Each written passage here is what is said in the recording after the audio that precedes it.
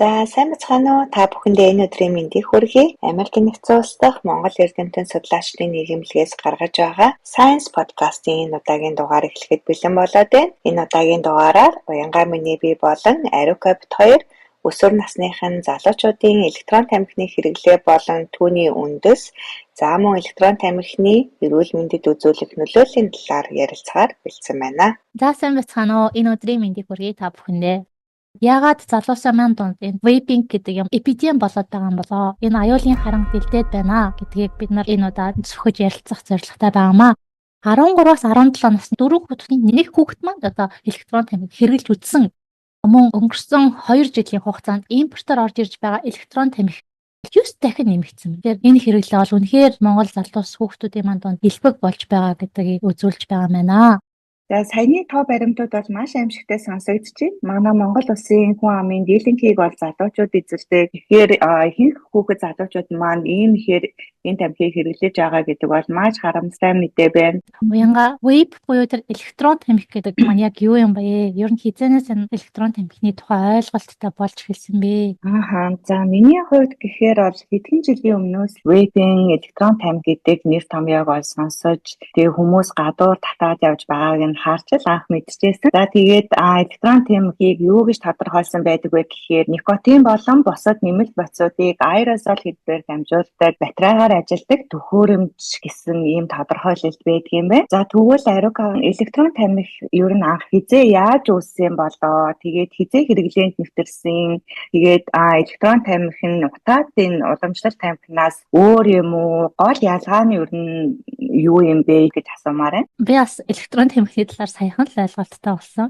20 жилийн түүхтэй яг борлуулалтанд гараад электрон тамхи уусмлын хэсэг дотор болохоор гол нь никотины агуулмжтай. Никотин гэдэг нь болохоор ингээд тамхинд агуулдаг донтуулах чадвартай хоруу чанар маш өндөртэй.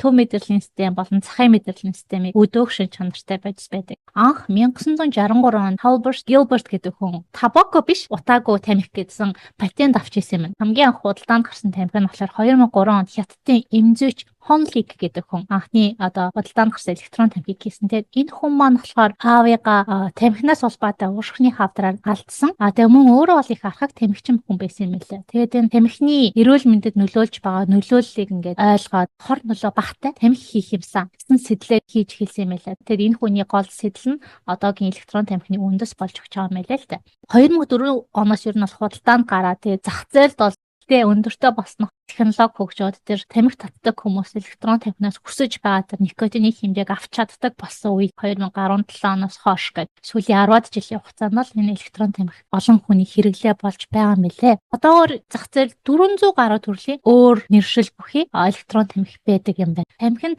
никотинээс гадна 3,000-аас 7,000 орчим хортой байц агуулдаг. Тэгээ үүнээс бид нар 70 орчим 69-70 орчмыг нөхлөөр хавдар үүсгдэг гэдгийг мэдчихэж байгаа юм. Тэгэд электрон тамхины гол зорилго энэ хортой бодис байхгүйгээр зөвхөн никотины агуулмж бүхий бодисыг бүтээе гэж. Хоёрдугаар тамхинаас гарах хүмүүс туслах, тамхиг орлуулах зүйл болгож бүтээе гэсэн зорилготой байсан юм байна. Уянга энэ гол зорилготой электрон тамхи манд хүрж байгаа болов юу гэж бодож байна? Тийм зорилгоор бүтээгснийг бол чиний ярианаас мэдэж авлаа. Тэгээд ингээд сонсоодсэн чи ер нь энэ зорилгоосоо эсрэг өөр тишээгээл яваад ах шиг надад санагдлаа. Одоо бүр нэг электрон тамхины нэршил бүх юм эмнэлзэн эмнэлэг хүртэл одоо үүсгээд байгаа штэ. Тэгэхдээ хүмүүс тамхинаас гарахт нь туслах биш, бүр хүүхэд залуусыгаа бүр тамхи руу хөтлөн оруулах ийм чиглүүлэгч болцоод байгаа юм биш үү дээ бараг тий. Яг маш харамсалтай зорилгоосоо хазаад яг хүүхэд залуусын маань донд шинээр тамхины далаа руу оруулахад уурга болоод байгаа юм байна. 2022 оны эрүүл мэндийн байгууллагын тооцоо шүү дээ. Дэлхийд дахин 1.2 биллион тамхи татдаг гэсэн тооцоо байт юм. Энэ дундаас 100-аас магадгүй 200 сая хүн электрон тамхи татчих байгаа гэсэн тооцоо байна. 2012 оноос хойш ингээд судалгаа тамхи татдаг байсан насан туршидын донд электрон тамхины хэрэглээ ер нь бол тогтвортой ердөөсөө өсөөгүй.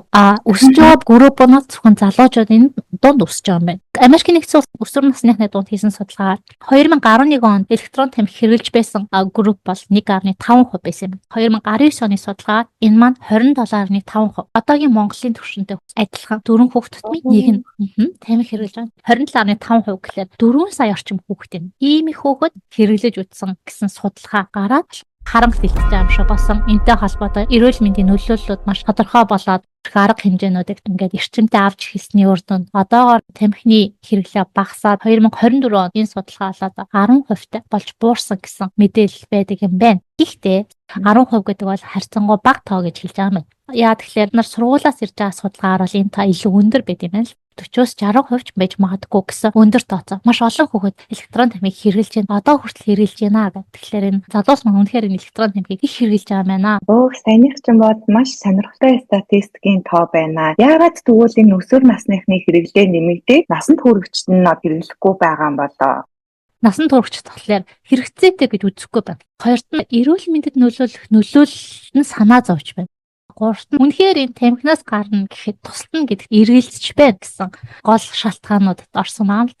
Хүүхдүүдийн дунд хийсэн судалгаагаар туршиж үзмээр санагдаад энэ юу юм болоо гэж сонирхож үзмээр санагдаад гэсэн хамгийн гол шалтгааны нэг байт юм. Хоёрт нь амт нь гоё, үнэр нь гоё. Хүүхдүүдэд чиглэгдсэн амт үнэртэй тамхинууд байна. Гуравт зүгээр л уйдадсан болохоор хэрэглэмээр санагдсан. Дөрөвт нь болохоор жоох ингэ тайвширмаар санагдах, стрессээ бууруулах мөн эргэн тойрны хүмүүс бүгдээрээ хэрэглээд байгаа учраас би одоо татахгүй болохгүй юм шиг санагдаа гэсэн дарамт. Бас нэг шалтгаанд нь болохоор энэ чинь яг тамхи шиг харагддаггүй учраас аав ээжээсээ нуухад их хялбар. Тэгээ тамхи шиг өнөртөхгүй учраас аав ээж нь ч гэсэн мэдэхгүй гэсэн шалтгаанууд тийм байна тий. За мэрэгчлэлтэнгүүд залуучуудыг хөтлөөд байгаа гол шалтгаан нь юу вэ гэхээр маркетинг гэж үзэж байгаа юм. Тэгээд ихэнх ингээд тамхины үйлдвэрлэгчид энэ электрон тамхины маркетинг бол залуусууд руу чиглэсэн маркетинг их явагдаж байгаа юм. Ялангуяа одоо сошиал медиа ашиглаад, сошиал олон дагагчтай инфлюенсеруудыг ашиглаад гоё өнгөтэй залуучууд л ингээд анзаархаад сурталчилгаа хийдэг юм байна л да. Сошиал медиа гол сурталчилгааны бай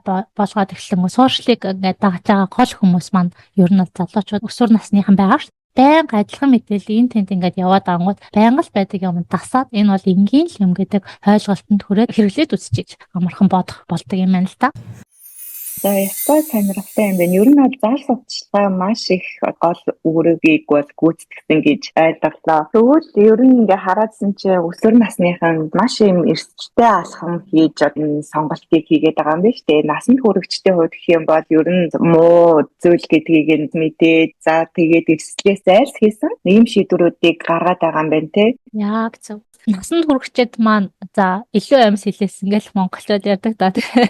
Яхаар гоо мэдээлэлтэй байгаа. Мөн тэрнээс гадна бид нарын тархины онцлог байт юм ээ. Тархи маань ингээд одоо хэдий өсвөр насныхаа ингээд харахад том хүн болсон юм шиг шийдвэр гаргахад бэлэн юм шиг харагдаж байгаа хэдий ч тархи маань хөгжиж дуусаагүй байт юм ээ. Урд тархи шийдвэр гаргах гол хэсэг байт юм л да. Тэр маань ингээд харьцангуй 25-6 нас хүртэл хөгжиж дуусаагүй байдагтай холбоотой. Тэгэл зүйч Дэвид Уорш гэдэг хүний тодорхойлсноор өсвөр насны хүүхдийн тархи бол одоо торомсыг нь суулгаж амжаагүй бусад юм нь араа хурцхур бүхий бүрэн ажиллагаатай машинтай адил гэж зөвлөж байгаа юм. Тэгэхээр араа гიშгэл явна тэр машин бол ажиллана. Гэхдээ торомс нь байхгүй учраас зогсоход хэцүү байх нь шүү дээ. Ямар нэгэн шийдвэрийг гаргахад тэрийг зогсоох шийдвэр харьцангуй ингээд гаргаж чадхааргүй бүлэг гэж үзэн. Тэгэд энэ маань бараг 25-6 нас эрэгтэй хүүхд бол харьцангуй удаа 27-8 нас хүртэл үргэлжилдэг гэж боддог. Тэр чи одоо би хэд ч өөрсдөө 18 нас хүрээд том болсон гэж бодож болохгүй юм байна шүү дээ. Тэгэхээр бид нар ингээд томчууд бид нар томчууд учраас энэ одоо хүүхдүүдийн маань формст нь байх хэрэгтэй. Ер нь бол анзаарч явах хэрэгтэй гэдгийг бол бид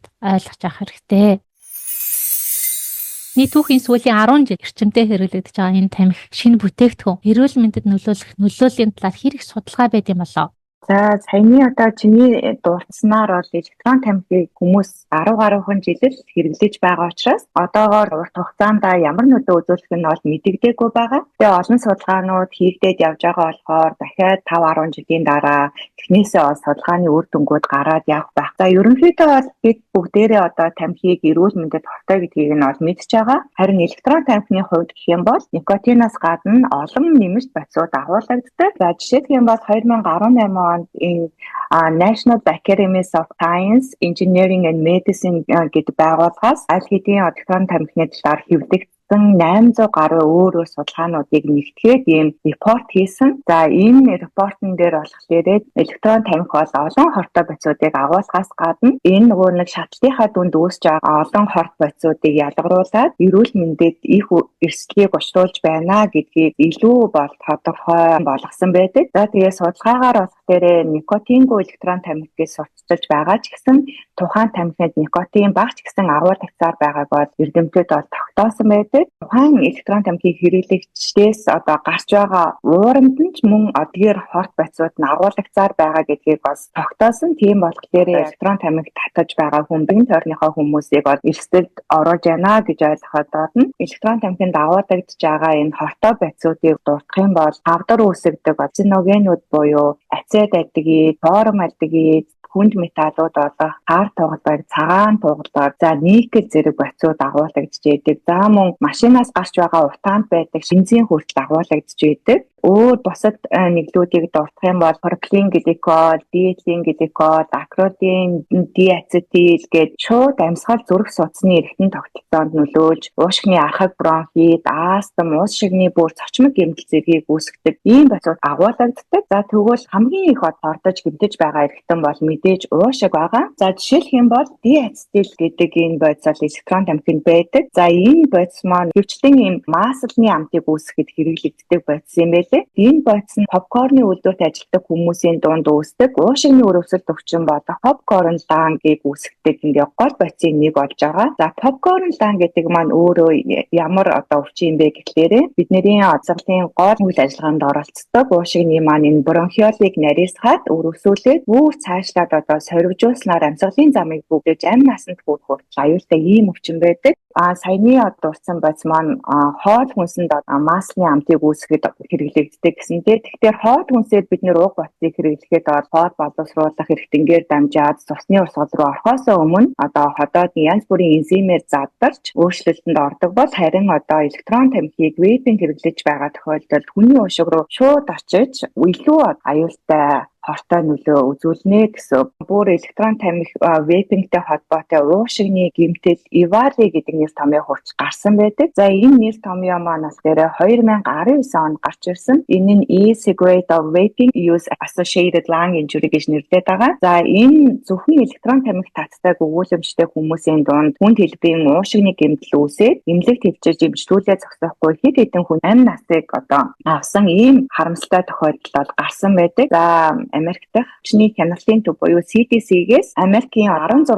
мужийн олон тооны Ivali-тай өвчнүүдээс авсан уушигных нь бронх альвеолын гингэнтэх агуулгадж байгаа бодисыг эрүүл хүмүүсийнхээ харьцуулж одоо шинжилсэн байдаг. За ингээд шинжилгээд олоорэ тэр Ivali-тай өвчтнүүдийн бронх альвеолын шингэнд бол витамин E ацетат буюу энэ бодис маань зарим THC агуулсан электрон тамхинд ордог юм нэмэлт бодис байсан. За энэ бодис бол маш ихээр илэрсэн. Мэдээж одоо бусад агуулгадж байгаа хортой бодисууд нь ч гэсэн энэ уушигны гэмтлийг үүсгэхэд нөлөөлж байгаа ч гэсэн витамин E ацетат гэдэг бодис бол Ivali-г үүсгэх хамгийн гол буюу анхдагч юм шалтгаанаа гэж тогтоосон байдаг. За энэ бодис маань яаж бидний уушгийг гэмтээгээд байгаа юм бэ гэхээр бидний уушигны гол амьсгалын үйл ажиллагаанд оролцдог surfactant, pulmonary surfactant гадаргуу гэж яддаг. За энэ гадаргуу дээр очоод бөөгнөрөө энэ гадаргууг нь гэмтээгээд уушигны уян хатан байдлыг алдагдуулснаар бид нарыг бол амьсгалахад бэрхшээлтэй болгоод амьсгалын дутагдалд хүргэж амь насанд бол хүрэх ийм одоо аюултай байх нь. За тэгвэл энэ Ivali-тай өвчнүүдийн 96% нь эмнэлэг твтэн эмчдүүлэх шаардлагатай ийм хүнд зэрэгээр уушгийг бол гэмтээсэн байсан. За бүр хамгийн аюултай нь гэхэд бол энэ нь шин төрлийн өвчин учраас өвчний яав сэтгэлийг нь урьдчилан хийж од мэдэхгүй байгаа. За ямар тохиолдлууд одоо гарч байгаа вэ гэхээр өвчтнүүд маань эмчилгээ хийлгээд одоо буцаад амьсгалын үйл ажиллагаа нь хэвийн болоод амьсгалах чадвартай болж байгаа ч гэсэн эмнэлгээс гарсныхаа дараа гинт амь насаа алдах эсвэл дахин шинж тэмдгүүд нь илрэх тохиолдлууд зөндөө гарч байгаа учраас одоо эмчнэр маань юу гэж зөвлөд байгаа вэ гэхээр тухайн өвчтнийгөө эмнэлгээс гарахад нь хүнд хөнгөний зэргээс нь үл шалтгаалаад заавал 48 цагийн дотор уушигныхаа эмчтэй одоо цаг товлон үзүүлэхийг бол зөвлөж байгаа. За дараагийн нөлөөлдөг эрхтэн маань дээрээ. За зүрх судасны системд болох никотин гэдэг бодис маань өөрөө энэ никотины ацетил холын рецептортой бол холбогддог. За энэ ацетил холын рецепторуудыг судасны эндотелистээр бол байрласнараа никотин холбогдож цусны судсыг нарийсгах, цусны даралтыг ихсгэх, зүрхний цохилтыг түргэсгэх зэрэг одоо ийм зүрх судасны системд нөлөө үзүүлж удаан хугацаанд бол зүрх судасны өвчний эрсдлийг бол маш их ихсэгдэг. За дараагийн нөлөөлөл эрхтэн маань хүний биеийн хамгийн том эрхтэн болох арьсанд бас л одоо адилхан маш сүргээр нөлөөлдөг. За бид нар бол бүгдээрээ гой сайхан чийлэг толгоор өнгөлөг арьстай байхыг бол хүсдэг. За тэгээд бид нар өөрсдийнхөө нас нэмж одоо хөгшөрч байгаа байдлыг бол арьсан дээрээ гарч байгаа өвчтэй унжил зэргээс хардаг тий. За тэгээд сүүлийн жилүүдэд хөгшрөлтийн эсрэг, өвчлөөсний эсрэг, жигшүүлдэг арьсыг татдаг гээд гой сайхны маш олон бүтээгдэхүүнүүд нис ажилбарууд гарч байгаа. За тэгвэл та утаад тамхи эсвэл электрон тамхиг хэрэглэдэг байх юм бол та арьсандаа одоо гаднаас нь янз бүрийн гой тос түрхээж таны одоо хүссэн шиг үр дүн үзүүлэхгүй гэдгийг хэлмээр байна. За учир нь гэх юм бол олон жилийн судалгаагаар тамхинд агуулгадж байгаа никотин нь арьсыг эрт хөгшрүүлдэг, шархны эдгэрэлтийг удаашруулдаг, за мөн бөөлний өрөөсөд үүсгдэг гэдгийг тогтоосон. За ер нь бид нар нас ахих тусмаа коллагена алдаж арьс маань өнжиж өвчлөө үүсдэг. Тэгэхээр энэ байгалийн жамаараа арьсан дээр явагдах хөгшрөлтийн процессыг тамхи татснараа та эрт эхлүүлж байна гэсэн. Яаж эрт хөгшрөлтийн процесс энэ никотин маань оролцдог вэ гэдгийг тайлбарлая. За бидний одоо арьсны уян хатан бат бөх байдлыг хангаж байдаг арьсны дээрмийн давхаргын ихэнхийг бүрдүүлдэг коллаген ширхэг нь фибробластисээс нийлэгддэг. За энэ дээрм дагуулж байгаа фибробластисийн гадаргуу дээр түрүүний хэлсэнчлэн никотины ацетил холын рецептор маань байдаг. За никотин маань үүнтэй холбогдоод за уургийг задалдаг одоо энзимүүдийг үйл ажиллагааг ихсгэснээрээ энэ коллаген ширхгийг маань задралд оруулдаг. За тэгэхээр коллаген ширхэг маань задралд орсноор коллагены нийлэгжил багасаад хэмжээ нь багасч арьс өвчлөөдөх унжих зэрэг ийм шинж тэмдгүүд бол гардаг байна. Бас мөн өөрөөр арьсан дээр ямар нөлөө үзүүлдэг вэ гэхээр никотин маань андроген дааварт одоо нөлөөснөөр тосны бочирхаагаас ялгардаг себум буюу одоо тосны ялгарлтыг ихсгэж өсний фолликулыг бөгөөснөөр батаа үсгэд нөлөөлдөг. За хэрвээ батгатай байх юм бол таны батгахыг улам одоо дордуулна гэсэн. За тэгэхээр ялангуяа өсвөр насны хүүхдүүдэд маань батга их гардаг учраас цэвэрхэн гой чиглэг арьстай байхыг хүсэх юм бол энэ тамхинаас хол байхыг бас зөвлөмөр юм. За баярлалаа уянгаа. За тэгэхээр сая хийсэнчлэн электрон тамхи маань аюулгүй гэдэг нь бол худлаа болох нь шүү дээ. Маш олон эргэтнэстэнд нөлөөлд юм байна. Урдан хөгшөрөх нь байна, батгахтай болох нь байна, зүрх судасны эмгэхээр өвдөх нь хамгийн гол нь за уушг амьсгалын замын дутагдалд ороод тэгээд нас барах гэсэн тохиолдол байд юм тий. Яг үнэ. Одоогоор ерөнхийдөө бол Америкийн FDA-с энэ электрон тамхиг аюулгүй за тэгээд мөн тамхинаас гаргахад үр дүнгээ өгч байгаа гэсэн судалгаа нотолгоо олоогүй байгаа учраас хэрвээ та тамхинаас гарахыг хүсэж байгаа бол мэргэжлийн эмчтэй зөвлөлдөх эсвэл FDA-ээр баталгаажсан ийм арга зөвлөмжүүдийг хэрэглэхийг ер нь зөвлөж байгаа. За ер нь энэ тамхинаас гарна гэдэг их хэцүү юм шиг одоо санагдаж байна л да. Олон жил тамхи татсан хүмүүс одоо тамхинаас гарч чадахгүй байна. Тэгээд энэ электрон тамхиг туслах юм болов уу гэд хэрэглэж байгаа гэсэн юм яриануудыг бол сонсож байсан. За тэгээд бид бүгдээрээ энэ никотиныг донтолд үүсгдэг гэдгийг мэдэж байгаа. Тэгвэл Арука энэ залуу өсвөр насныхны никотины донтолд ямар нэг онцлог байгаа юу? Залуус өсвөр насныхан эмзэг мэдрэмтгий байдаг гэдгийг яг ямар учраас юм болоо? Энийг бидэнд тайлбарлаад өгөөч. Хүн төрөлхтний түүхэнд тамхи болоод 10,000 орчим жил 10,000-аас илүү жил бидэнтэй хамт явсан байлаа. Никотин их сонирхолтой. Зөвхөн ингээд тамхины ургамал бол маш илбэг байдаг. Мөн одоо бидний эддэг одоо улаан лоош, хаш болон чинжүү төмсөнд бас агуулдаг тийм ээ. Маш бага хэмжээтэй агуулдаг гэсэн. Эдгээр ургамлууд яагаад өөрсөндөө ингээд никотин агуулдаг бэ гэхээр өөрсдөө нөгөө шавьж нь эдгээс хамгаалах зорилготой тийм. Ястай сонирхолтой юм байна. Никотин гэдэг нь тосонд уусамтгай бодис.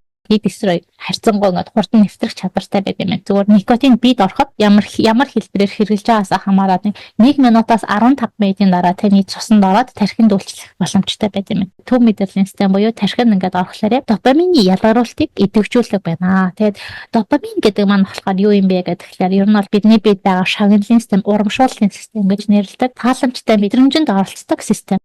Хоёрдугаар никотин манд ацетилхолин рецептортой холбогдоод анхаарал төвлөрөл нэмэгддэг юм байна л да. Энэ бол никотины эерэг нөлөөлөл байна. Мөн норепинефрин гэдэг бид нараа норадреналин гэж хэлдэг. Энэний хэмжээг нэмдэг. Энэ яадаг систем бэ гэхлээр ер нь бол fight or flight систем гэж байдаг бид нарын бие. Одоо жишээлх юм бол бид нар явж байгаа нэг арслантай дайрлаа.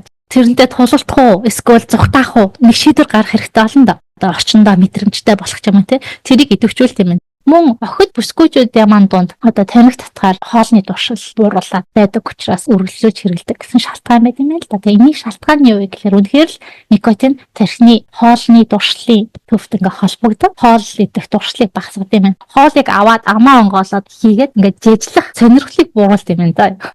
Бүр зажихаасаа залхуур ч ингэж байна. Тэгэхээр никотин тэр нөлөөт юм. Тэгэхээр үнэхээр хоолны туршил бууруулах гэхээр тийм юм байна. Бодис солилцоог 2-5% нэмэгдүүлдэг юм эмэгтэйчүүд маань энэ мэдрэмжийг хүлээж авч тамхиад цаа болохоор таргалах гэдэг юм байдлаар тамхи хэрэглэх гэсэн гол шалтгаанууд болж өгдөг юм байна. Бас залуусын донд стрессээ бууруулах, сэтгэл зүйн хувьд тайвшруулаад амраасан мэдрэмж төрүүлж аваад стресс буурч байгаа юм шиг санагддаг юм байна л да. Тэгэд эдгээр нэг төрлийн никотинаас авч байгаа төр хугацаанд ч гэсэн илэрч байгаа эерэг нөлөөллүүд нь тамхиг ингээд үргэлжлүүлж хэрэглэх гол шалтгаанууд юм байна. Одоо сонирхолтой юм байна. Түрүүний одоо хоолны туршил эднэр ам дамжсан хуурамч мэдээ бол биш юм байна шүү дээ, тий? Харин тийм. Эдгээр нь шинжлэх ухаанаар тайлбарлагдсан үндсэлтэй мэдээлэл байх нэ. Хэдий тийм боловч энэ нөлөөллүүд нь удаа үргэлжилдэхгүй ба түр хугацааны мэдрэмжүүд байдаг байх нь.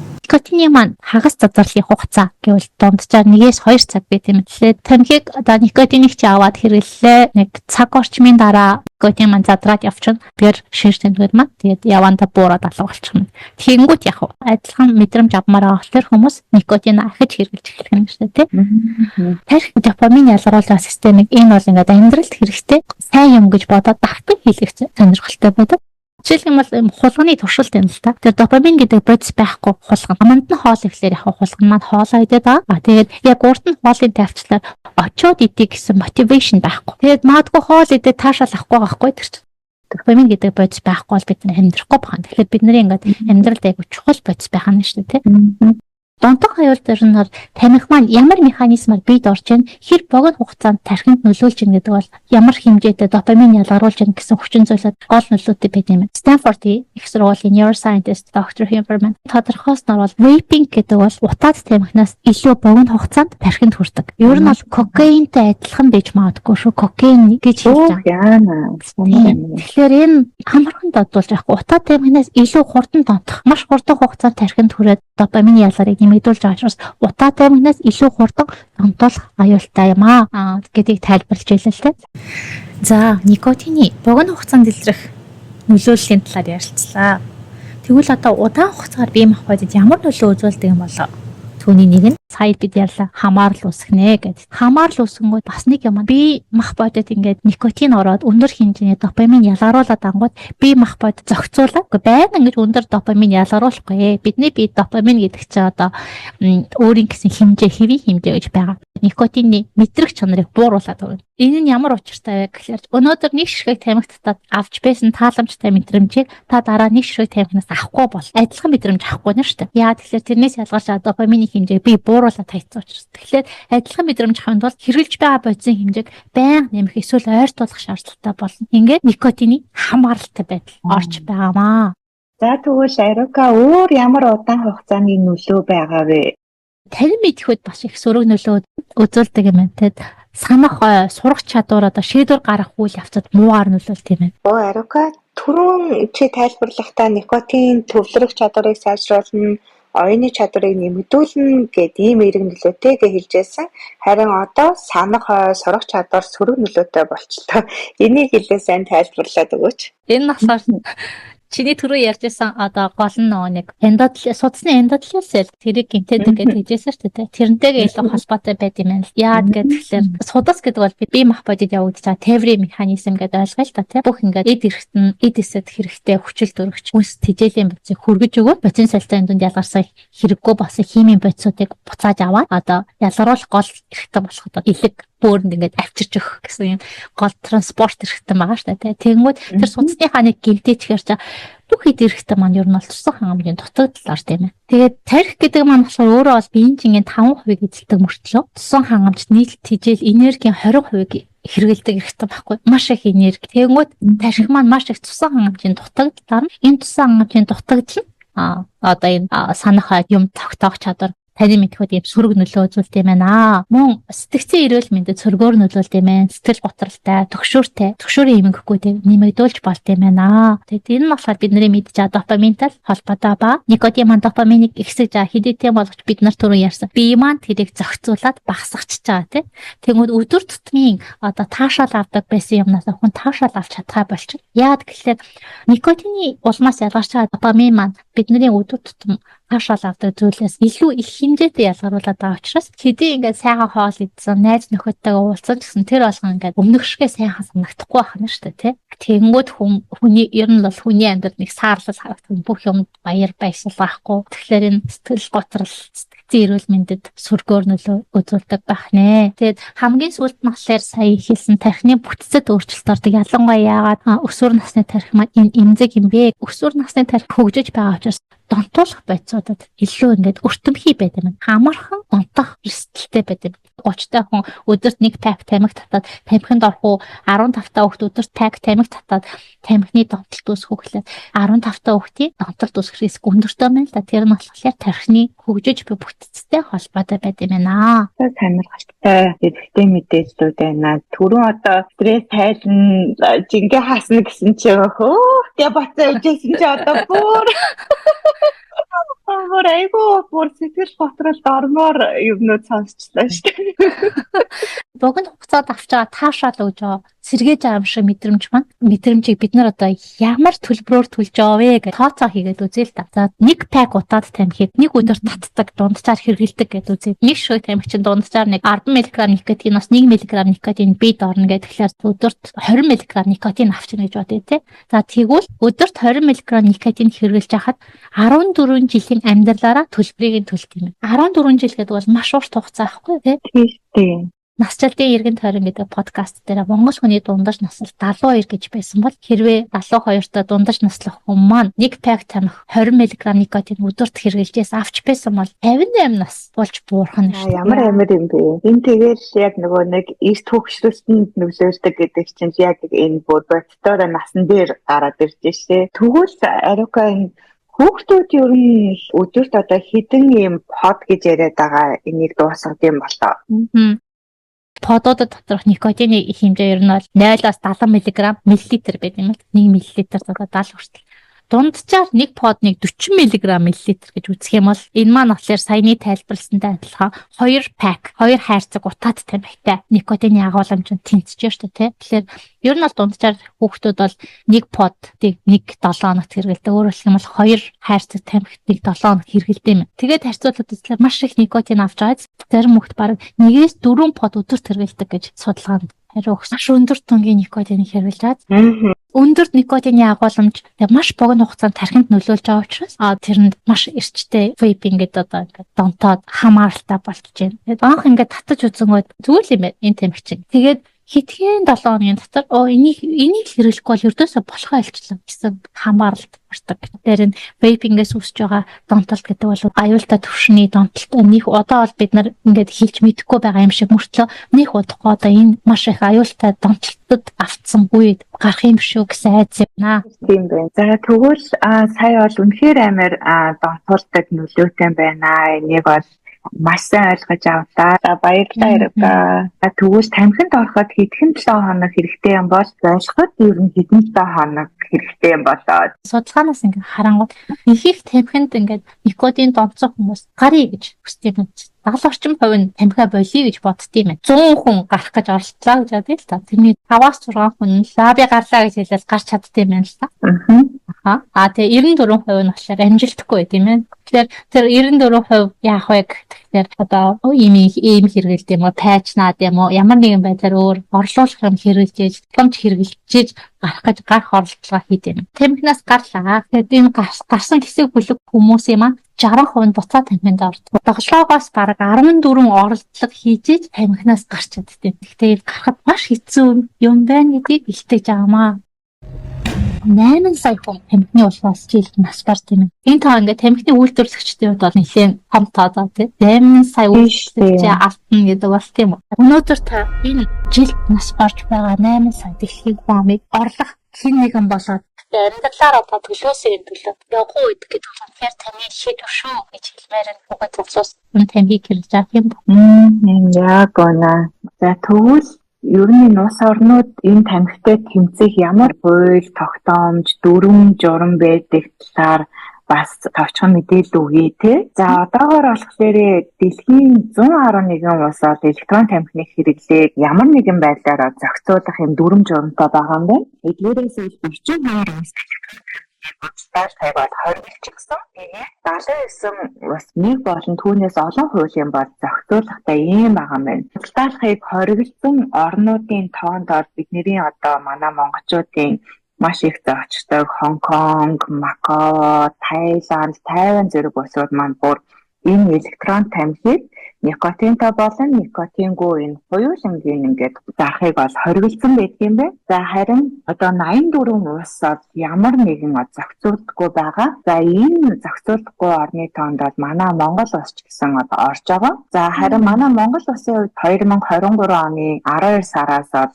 Улаанбаатар хотод нийслэлийн хэмжээнд бол электрон тамхиг бол худалдаалахыг хоригдсан юм журам гарсан юм байна. Энэ бол маш юм сайшаалтай хэрэг болсон. За тэгээд өөр яг хууль эрхцээ орчиндоо ингээд зохицуулах талаар одоо ч ингээд ярилцаад явж байгаа. За одоо Америкийн хувьд гэх юм бол бас 2016 онд FDA-с энэ зохицуулгыг гаргасан. За энэ 18-аас доош насны хүүхдүүдэд худалдаалахыг хоригдохоос гадна электрон тамхиг вендинг машинуудад зарахыг бол хоригдсан ийм журамтай байдаг. За гэхдээ бол зарим мужуудад 18 биш 21 наснаас доош ийм насны хүүхдүүдэд тамхи болон электрон тамхины энэ зүйлийг бол худалдаалахыг хоригдсан байдаг. За ийм Ариуга бит хоёрын одоо амьдарч байгаа энэ Мэриленд, Виржиниа, энэ Калифорни мужууд ордог юм байна. Баярлалаа уянга. Хууль эрх зүйн орчин чангараад хууль эрх зүйгээр зохицуулалттай болно гэдэг бол маш сайн. Мөн бас эцэг эхчүүд сургуулийн багш нар ч гэсэн тий насан туршид бид бас электрон тамхи гэдэг яг юу вэ? Ямар хэлбэртэй юм бэ? Ер нь нэг хараад хүүхдүүд маань хэрэгжилж гинөө мэдээ авч ирсэн чухал болов хэрэгжилж байвал тэд нарт нэг эцэг эхчүүд маань бас тайлбарлаж өгөөсэй гэж хүсэж байна. Яг үнэ. Тамхитай холбоотой ийм сонирхолтой мэдээлэл уншаад байсан чинь Америкийн нэгдсэн улсын томоохон тамхи үйлдвэрлэгч компани эзэдүүд 1994 онд конгрессээр болсон тамхины тухай сонсголын үеэр өөрсдийнхөө үйлдвэрлэж байгаа тамхинд дагуулж байгаа никотиныг бол ямар ч одоо дотоолох нөлөөгүй гэсэн ийм мэдээллийг бол хийсэн юм байна. За тэгээд энэ мэдээллээр нь бол 1996 онд Ig Nobel Prize буюу хошин Нобелийн шагналыг тэдгэр хүмүүст бол өгчээсэн ийм сонирхолтой мэдээ байдаг юм байна. За тэгээд 11 онд энэ Associated Press өгсөн мэдээгээр бол тамхинд дагуулж байгаа никотин маань болохоор ер нь одоо хортой.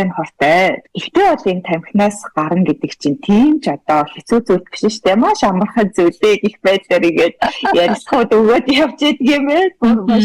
Өөрсдийнхөө энэ зарж байгаа энэ бизнес бүтээгдэхүүнийг бол одоо хүртэл дартуураа одоо хамгаасаар явааг нь та бүхэн бас харж хүүхэд залуучууд маань бас таны бит хоёрын ярьсан маш олон энэ хоор нөлөө, донтуулах нөлөөний талаар ойлгож авсан байх.